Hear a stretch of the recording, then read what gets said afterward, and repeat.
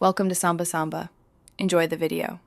In this video, I will show how to fill tax-saving declaration form, only ways.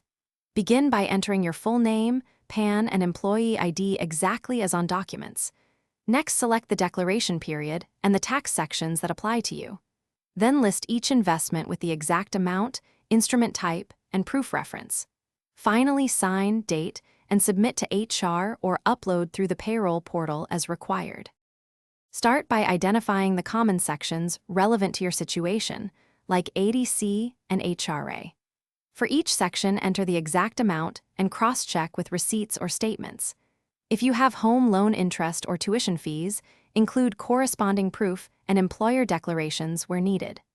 Double-check totals so your payroll team can process it quickly and accurately without follow-up questions. If you are finding this video helpful, please subscribe and like to support more clear tax tips.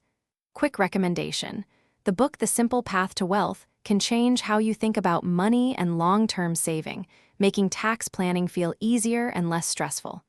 Check the description for the book link and other deals so you can grab a copy.